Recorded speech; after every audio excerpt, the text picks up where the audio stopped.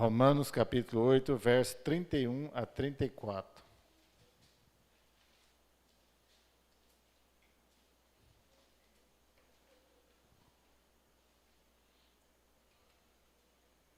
Amém? Então, a carta de Paulo aos Romanos, no capítulo 8, verso 31 a 34, diz o seguinte: Que diremos, pois, a estas coisas? Se Deus é por nós, quem será contra nós? Aquele que nem mesmo a seu próprio filho poupou, antes o entregou por todos nós, como nos não dará também com ele todas as coisas? Quem intentará acusação contra os escolhidos de Deus? É Deus quem os justifica. Quem é que condena? Pois é Cristo quem morreu, ou antes quem ressuscitou dentre os mortos, o qual está à direita de Deus e também intercede por nós. Amém? Deus Pai, Tu és santo, Deus Tu és poderoso, Senhor, em nome de Jesus, ó Pai, que possamos nessa noite estar com nossas mentes, nosso coração quebrantados e voltados para o Senhor, Pai, para que possamos aprender de Ti em nome de Jesus. Muito bem, né? Vai começar Romanos, no capítulo 8, não é só o verso 28, que eu gosto muito, né, e até o 30, né? Tem aí, né, a partir do 31, vai até o 39 aí, mas hoje nós ficaremos até o 34, mas vem falar desses termos mais, digamos, mais forenses, né? Para quem é um pouco da área do direito aí, né, cara? Você vai ver termos jurídicos, né? Acusação, justificação, condenação, coisas que Paulo sabia muito bem, né? A sua vida após o seu chamado, sua escolha por Jesus Cristo, viveu isso todos os dias praticamente, constantemente acusado, julgado, condenado a chibatadas, a prisões e finalmente, né, à morte.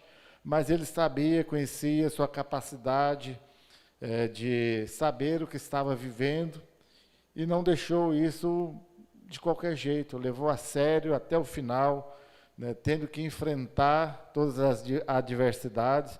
E é isso que o capítulo 8 todo vai falar, das adversidades que nós vivemos, mas que Deus é por nós, Deus ele é por nós e vai nos sustentar, vai nos dar essa condição. Antes aí no capítulo 1 até o 7 de Romanos, ele vai falar de pecado de forma geral, tanto os gentios, os judeus, de justificação, de santificação, mas o 8 principalmente ele vem falar sobre isso, da vida mais prática, de como nós vamos viver ajudados pelo Espírito Santo de Deus, na condução, aquilo que Paulo também conhecia bem de perto. Daí eu fiquei imaginando aquilo que nós já temos falado aí constantemente, imaginando aquele tribunal, né? Quem já foi num júri aí, num tribunal, né, numa audiência lá de tribunal de júri. Alguém já assistiu, pelo menos, lá já alguma vez? Ninguém?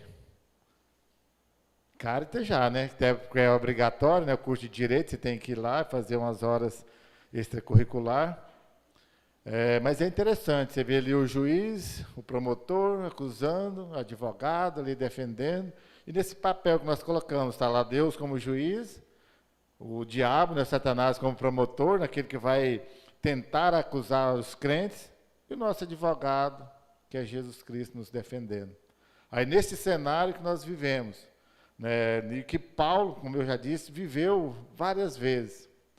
Ele estava sendo acusado, lógico, sempre injustamente, por aqueles que tinham inveja, por aqueles que não queriam o amor de Jesus Cristo, mas ele tinha Jesus Cristo o tempo todo, defendendo, ajudando, fortalecendo o Espírito Santo, guardando ele em tudo. Lógico, aí você vai me falar, mas no final, em tudo, ele não sofreu tantos naufrágios, açoites e prisões e, por fim, a própria vida. Mas não era meramente dessa vida terrena que Paulo valorizava. Aliás, né, ele já falou em outro texto dele que o morrer era lucro, viver é Jesus Cristo. Mas o morrer era lucro porque ele estaria eternamente com o nosso Deus. Então é disso que Paulo estava falando, que o Espírito Santo e o próprio Jesus Cristo vai nos ajudar aqui, mas o interesse maior não é nem neste tempo, neste mundo, mas é para a eternidade. E eu já tenho falado constantemente, nós não valorizamos. A nossa necessidade do aqui e agora, de viver para essa vida, nos impede, nos embaça a visão de enxergar a eternidade ao lado de Jesus Cristo. Então as acusações vão acontecer, mas no final o nosso advogado, Jesus Cristo, vai nos defender, e ele já nos defendeu, né? Já nos justificou, nos dá a vida eterna. Então ele nos ensina que essa poderosa verdade de que Deus é por nós, está do nosso lado, tem uma força, né, que nós não conseguimos muitas vezes explicar. Tudo aquilo que nós passamos, fala assim, mas de onde que veio? Como que aconteceu? Lá na verdade, se nós parássemos um pouquinho para pensar e considerar a poderosa mão de Deus, nós vamos identificar rapidamente. O negócio é que nós queremos resolver do nosso jeito, e às vezes achamos que conseguimos, ou muitas vezes mais nós achamos que não iremos conseguir, que não vai dar certo. A gente esquece de olhar que Deus é por nós.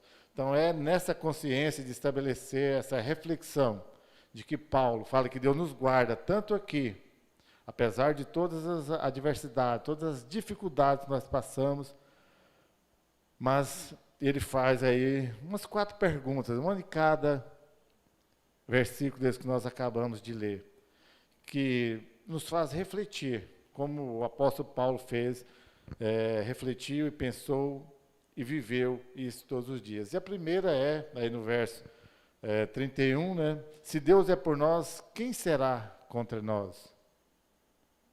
Às vezes é muito lido e passa, né? Nós lemos, às vezes diariamente, constantemente, lemos a Bíblia e passa por cima, né? Nem para pensar numa frase, numa pergunta, num versículo tão grande como esse. Se Deus é por nós, quem será contra nós? Aí esquecemos de pensar, de considerar sobre isso.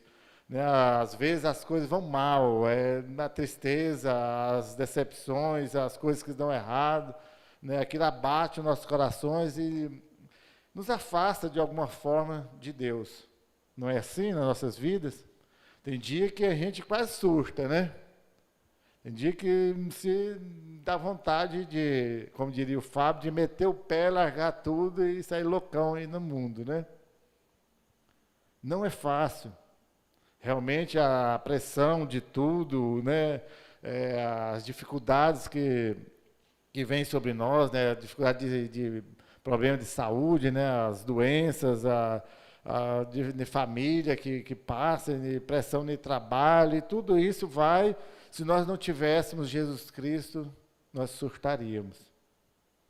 Nós largaríamos o tudo e desistia. Mas é neste contexto que Paulo vivia todos os dias.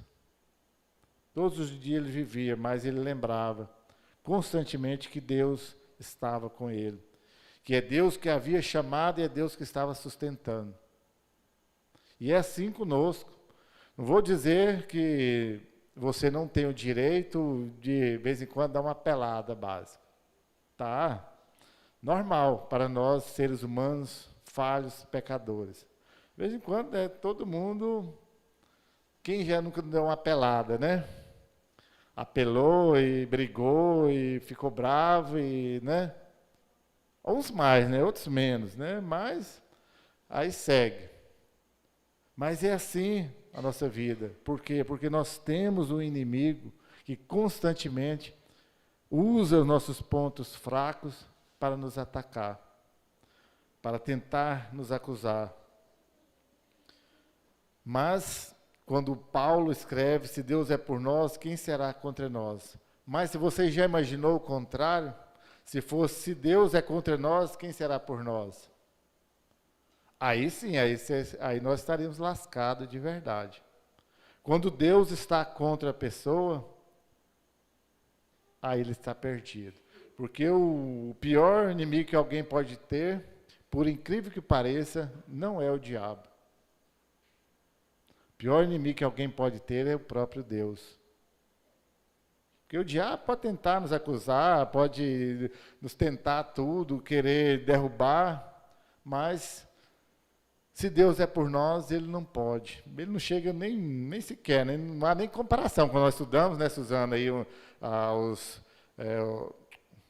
na sala de adultos aí, bom, agora pronto, deu uma falha na cabeça aí, ó. Os atributos de Deus, né? Deus não é incomparável, né? A gente compara entre nós, né? Até entre o diabo há comparação, mas Deus é incomparável. Então, se Deus, o único que pode pegar a alma do cidadão e lançar no inferno é o próprio Deus, nem é o diabo. Então, presta bem atenção. Deus é o que há de melhor, mas se ele for seu inimigo, você está perdido. Aí sim você está perdido. Então, nós devemos nos apegar todos os dias a esse Deus que é por nós. Mas Paulo também está dizendo que Deus não é contra nós. Aliás, ele é por nós todos os dias. Então, ele está conosco. E ele diz que estará conosco até o fim dos tempos, até a consumação dos séculos, Deus está conosco. Nós é que, né, somos ingratos, somos falhos, temos o coração duro e constantemente tentamos escapar das mãos de Deus. Queremos fazer do nosso jeito. Mas isso que Paulo está falando não é uma possibilidade. Ah, será que Deus vai estar comigo? Ah, se Deus permitir, se Deus quiser. Eu mesmo já falei, né, várias vezes. Ah, se Deus quiser, se Deus quisesse fazer isso, Deus pode. Não é uma possibilidade. Ele está comigo. Eu que não creio. Eu que sou falho ao ponto de não crer que Deus irá fazer por mim. Quanto à salvação, aí menos dúvida ainda, ele já fez. Jesus Cristo já morreu na cruz para me salvar. Agora, no dia a dia ainda eu insisto em querer duvidar e fazer coisas para me afastar de Deus. Mas a resposta de Paulo, né? A gente responderia de forma assim, instantânea, imediata. Se Deus é por nós, quem será contra nós? O que você responderia? Se Deus é por nós, quem será contra nós? Responde rápido. Hã? Ninguém. Então a resposta é imediata. Mas se Deus é por nós, quem será contra nós? E se você responde imediatamente, ninguém. Então por que nós duvidamos? Mais difícil agora de responder, né? Também não é tão difícil. É porque nós duvidamos. Porque a nossa fé é pequena. Porque a nossa incredulidade anda junto conosco o tempo todo. Nós duvidamos, nós não cremos que Deus é esse Deus que habita dentro de nós, né, Flávio? O Espírito Santo habita dentro de nós. O nosso Consolador, aquele que Jesus Cristo nos deu para nos fortalecer. Então não há nenhuma espécie de dúvida. Deus é por nós. O tempo todo. Não é só lá quando eu estou nas dificuldades, ou só quando eu estou bem, quando algo deu certo. Não, Deus agora foi a meu favor, deu certo. Não, quando está errado, quando está tudo difícil, Ele é por nós também. Falta-nos crer em todo momento. A todo instante Deus é por nós.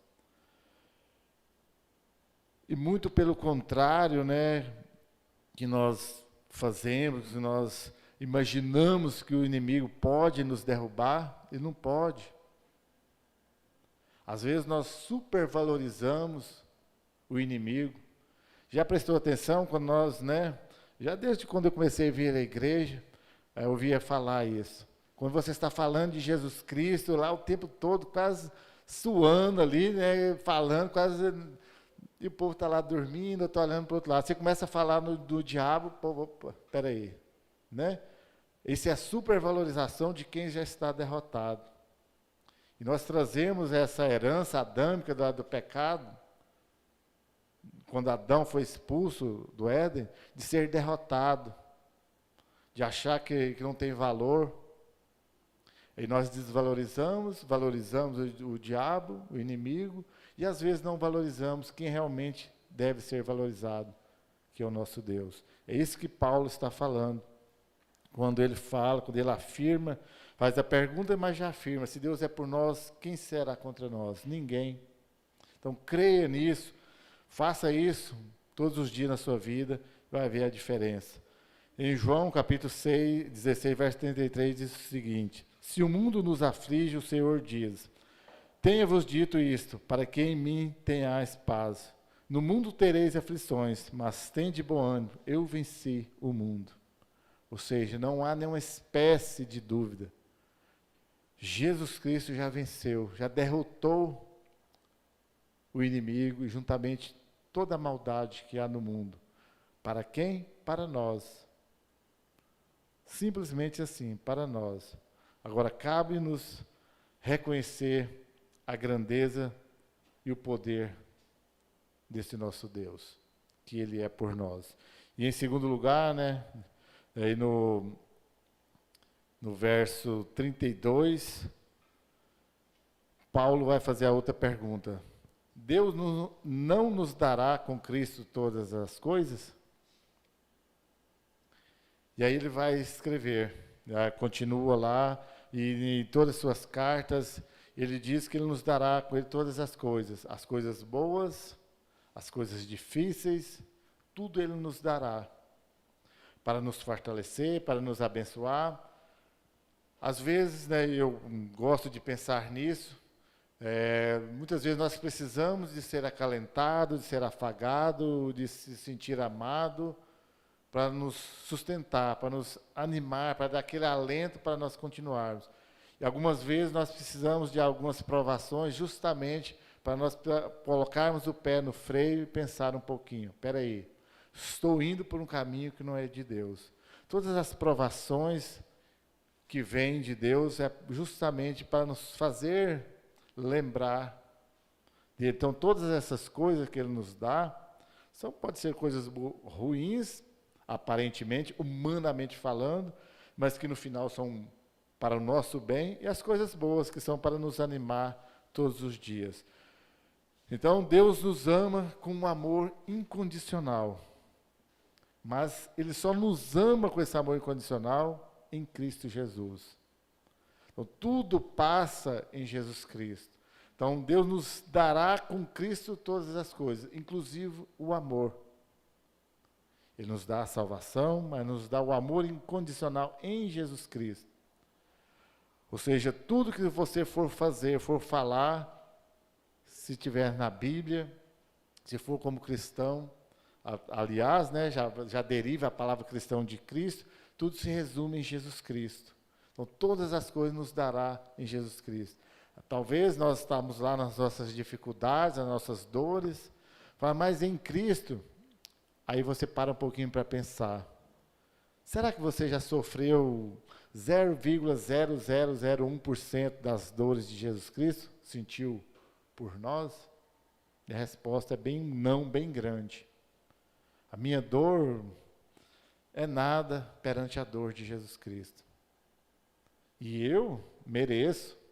Tudo isso que nós passamos, nós merecemos, fruto do nosso pecado. Agora, Jesus Cristo não merecia sequer nada, nem uma fraçãozinha de nada e de dor. Mas Ele escolheu passar isso por nós. Então, ninguém pode ir a Deus se não for por Jesus Cristo. Aliás, Jesus Cristo já disse, né? Eu sou o caminho, a verdade e a vida. Ninguém vem ao Pai a não ser por mim.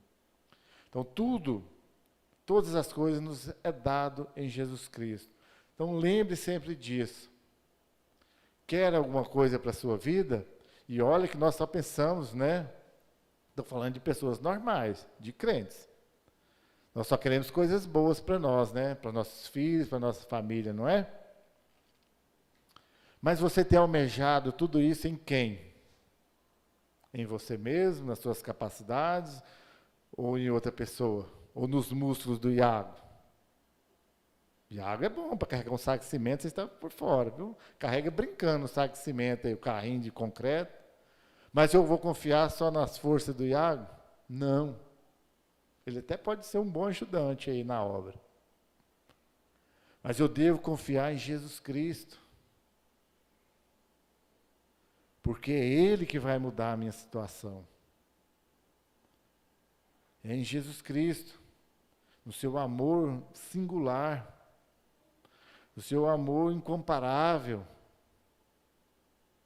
aquele que nos amou até a morte, morte de cruz. É nesse Jesus Cristo que Deus nos dá todas as coisas. Aquelas coisas boas que você tem desejado, entregue em Jesus Cristo, viva para Jesus Cristo. Agora também não adianta só você falar assim, eu confio em Jesus Cristo e quero viver do meu jeito. Aí você não entregou para Jesus Cristo coisa nenhuma. Se eu entrego em Jesus Cristo, é lógico que Ele que vai fazer. Eu entrego, tipo assim, você entrega seu filho, seu marido, sua mulher. Aí, cabe a você confiar em Jesus Cristo. Agora, a sua vida, lógico, né, não estamos falando nem de salvação, porque isso aí é Jesus Cristo, pronto e acabou. Agora, o seu relacionamento com Ele, aí nos requer algumas responsabilidades, sim. Reconhecer e viver segundo o seu propósito. Então, Jesus Cristo, o nosso Deus, Ele não poupa nem o seu próprio Filho, do sofrimento, da morte, do sacrifício, quando Ele entregou ali para ser sacrificado em nosso lugar. Então, não é possível, né, não é possível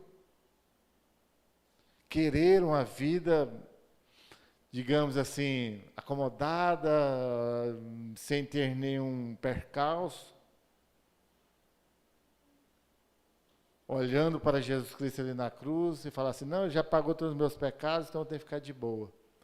Esse ficar de boa é saber que Ele me salvou, mas não ficar lá, como diria o poeta secular, com a boca aberta, escancarada e cheia de dente. É reconhecer que eu tenho um Deus que me ama, um Deus que enviou seu Filho para me substituir na cruz, mas que eu devo escolher viver para Ele. Todas essas coisas que me são dadas em Jesus Cristo são para eu viver para Ele. E a vida com Cristo vale lembrar que é renúncia deste mundo, é renúncia da minha vontade, renúncia dos meus desejos, eu tomar a minha cruz e seguir a Jesus Cristo, sabendo que Ele já venceu por mim. É eu dizer não para as coisas deste tempo, dizer sim para Jesus Cristo. Aí eu terei, não por esse meu esforço, mas pela graça, a herança eterna junto com Ele. Mas neste tempo, meu esforço, eu terei prazer em viver em Jesus Cristo.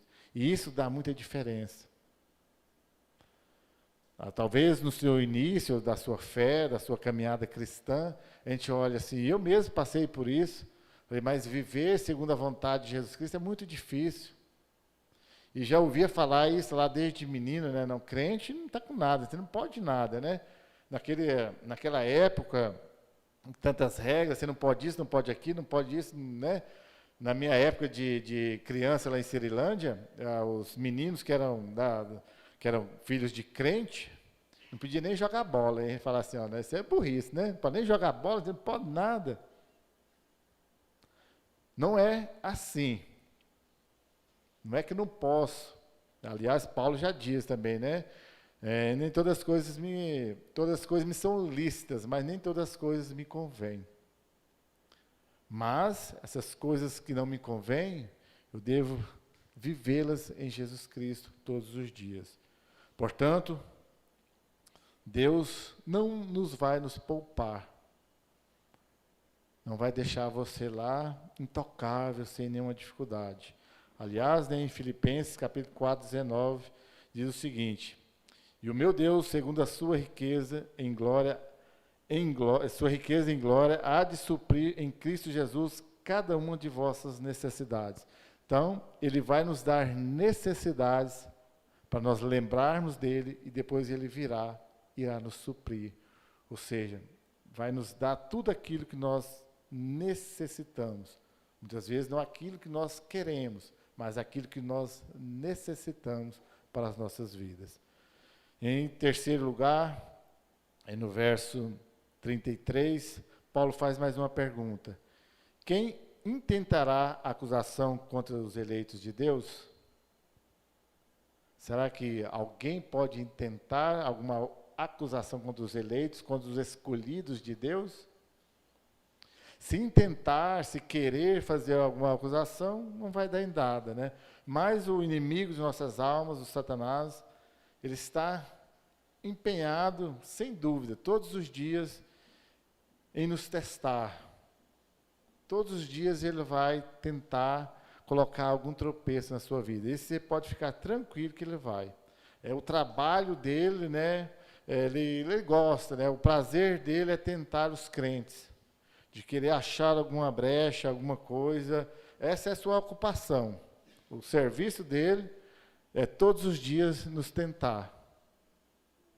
Tentando achar alguma coisa que possa nos acusar. Mas, como o próprio texto já diz, quem tentará acusação contra os eleitos de Deus?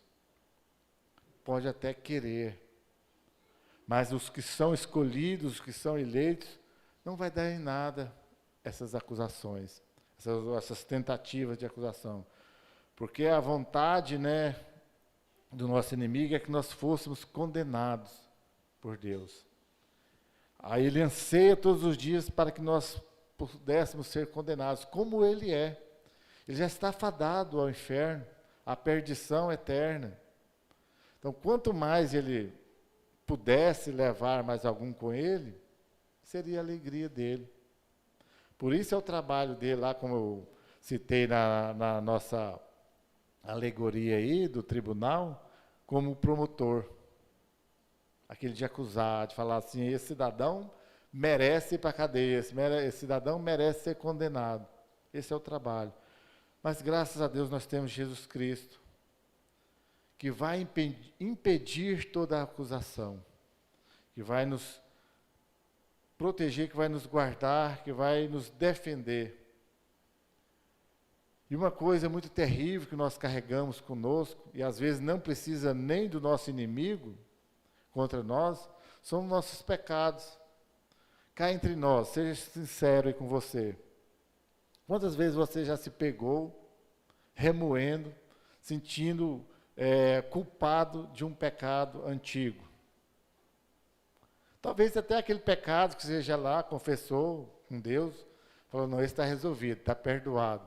Mas lá um dia que você está mais fragilizado, você começa a se culpar novamente por aquilo. Já fez isso, né? Às vezes eu começo, peraí, não, mas isso aqui já está resolvido. Então eu vou duvidar do perdão de Deus. A culpa é terrível. Quem lida com a culpa é o diabo. Ele lida com isso. A intenção dele todos os dias é que você se sinta culpado. A partir do momento que você se sente culpado, você tira os olhos de Deus. E começa a olhar para você mesmo. A ter dó de você, ou a culpar, ou a condenar você. Aí não precisa nem do diabo te culpar, te condenar, tentar te acusar. Você mesmo vai fazer isso. Então, para de se sentir culpado. Pecou? Não deveria, lógico. Resolve, vai lá, pede perdão, é perdoado e segue. Vida que segue. E a Bíblia nos diz que o pecado perdoado é lançado no fundo do abismo para que não seja lembrado. Então, por que eu vou ficar lá relembrando tudo isso? Infelizmente, nós pecamos todos os dias. Infelizmente. Então, é motivo de todos os dias nós estamos lá pedindo perdão para Deus. Mas Paulo, ele vai logo dizer, né, para Satanás, até zombar da cara dele, e Paulo pode, e nós também podemos. Sabia disso, que você pode? Você não pode menosprezá-lo, mas zombar da cara dele, curtir com a cara dele, falar, Deus, maior que habita em mim do que habita no mundo, eu estou dizendo para Satanás, você não é nada. Conta-se, né, estou abrindo parênteses, conta-se uma história, que tinha um seminarista, morava no fundo da igreja, Chegou cansado, trabalhando, estudando, de noite, já lá quase para meia-noite, sentou para dormir na sua cama. Ao que ele deitou, veio um demônio e sentou do lado da cama dele. Ele olhou para ele assim e falou assim: ó, cidadão, é o seguinte, estou muito cansado e amanhã o dia vai ser mais puxado que o de hoje. Se for algo sério que você querer conversar comigo, espere até amanhã cedo. Virou para o outro lado e dormiu. Daria conta de fazer isso? A Vitória diz que não. Por que nós não damos conta? Por que você não dá conta? Falta de confiança em Deus. Falta de saber que Deus é quem cuida, que o inimigo não pode nos tocar sem a permissão de Deus. Sem a permissão de Deus, ele não pode fazer nada contra nós. Nós supervalorizamos ele e menosprezamos o poder de Deus sobre nós. O Espírito Santo que habita dentro de nós. Conversava isso recentemente com o Max, no discipulado. Falei: Max, guarda esse versículo. Maior é o que está em mim do que o que está no mundo. Então, nada, ninguém poderá intentar um mal contra nós. E em quarto lugar, mais uma pergunta de Paulo, aí dentro do texto, verso 34. Quem condenará os eleitos de Deus? Talvez seja até assim, né? Se no verso 33 não poderia nem intentar acusação, quanto mais a condenação no verso 34. Mas Paulo quer deixar bem claro. Ao perguntar, ele já responde também. Que ninguém poderá nos condenar. Às vezes, uma coisa é até tentar acusar, levantar uma falsa acusação, mas condenar jamais poderá nos condenar quando nós estamos em Cristo Jesus, porque Ele é o nosso advogado que nos guarda, que nos defende. Então, é claro, né, que esse argumento de Paulo deixa bem claro já, né, toda a possibilidade de acusação, mas mesmo assim, né, ele segue falando que ninguém poderá nos condenar. E há algumas razões para isso. Ele deixa claro, que eu consegui lendo e fui identificar, lendo alguns livros, aí a gente percebe. E a Bíblia deixa bem claro. A primeiro de todos os motivos, as razões, é a morte de Jesus Cristo. Jesus Cristo morreu por quem? Por ele? Não precisava. Para se tornar conhecido, para se tornar famoso? Não precisava. Ele morreu por nós. Se ele morreu por mim e por você, então que acusação, que condenação virá sobre nós? Eu já tenho o sangue de Jesus Cristo sobre mim. Então nenhuma acusação irá prevalecer contra nós. Uma segunda razão é a ressurreição de Cristo. Com o mesmo objetivo dele ter morrido por nós, ele também ressuscitou por nós, para completar a sua obra sobre nós. Vamos lá, brincar ou as hipóteses. Se Jesus Cristo tivesse morrido por nós, beleza, maravilha, né? Mas se ele não tivesse ressuscitado, não teria adiantado a sua morte. Sua morte só teria sido algo assim, né, para se observar, para admirar. Não, o cara realmente, né, foi lá, deu sua vida, mas ele não teria completado a sua obra. Ao ressuscitar, ele venceu o último dos inimigos, que é a morte, a nosso favor. Porque ele deixou lá o seu trono de glória, de poder, e fez tudo o que fez por nós. Ele não precisava, nunca precisou disso. Deus eterno, poderoso, como Ele é. Desde de eternidade a eternidade, né? Não tem início, não tem fim. Sempre foi, sempre existirá. E até o sempre ainda dá a impressão de tempo, né? De condição. Ele é. E pronto. E uma terceira razão, a posição de Cristo diante do Pai. Qual a posição de Jesus Cristo? Como que Jesus Cristo está hoje diante do Pai? Está à direita do Pai. Está à destra de Deus, nos defendendo todos os dias. E volta lá aquilo que Paulo falou, ele é o nosso advogado. aquele que nos defende. Então, essa é uma razão para que nós não venhamos a duvidar, não sejamos acusados, não sejamos condenados. E a quarta razão, a constante intercessão de Cristo por nós. Então, não bastasse só Jesus Cristo ter morrido, ter ressuscitado, estar à destra do Pai, Ele intercede por nós constantemente.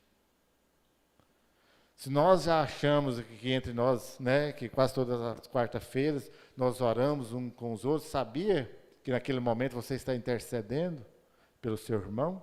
Está colocando o seu irmão em oração diante de Deus e pedindo a Deus que o abençoe, que livre de alguma coisa, que o guarde, as suas orações, não é assim?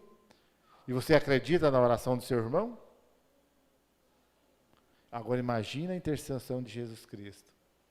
E Ele faz isso constantemente para que nós não sejamos acusados e muito menos condenados. É isso que Paulo está dizendo nesse texto. E para encerrarmos, né, então Paulo nos faz entender que Deus é por nós, que Ele não nos dá todas as coisas que necessitamos para a plena felicidade, nos servir a Jesus Cristo e para a nossa perseverança até o fim. Então é isso. Jesus Cristo, Ele está resolvendo o nosso problema constantemente. Então nós temos, né, muitos planos e projetos e nós precisamos tê-los mesmo. Uma pessoa que não tem nenhum plano, não tem nenhum projeto, não tem nenhum sonho, não almeja conquistar nada, né, ela nunca alcançará nada. Né, às vezes não está nem vivendo. Mas todos esses nossos planos, todos os nossos projetos, que é louvável, mas tudo isso é muito pequeno se não estiver em Jesus Cristo. Se não for Ele que nos dá, se for conquistado por mim mesmo, não tem muito valor. Então se apegue a Jesus Cristo, busque sim sua felicidade, a sua paz de interior, aquela que excede todo o entendimento, busque ela, uma razão para a sua vida.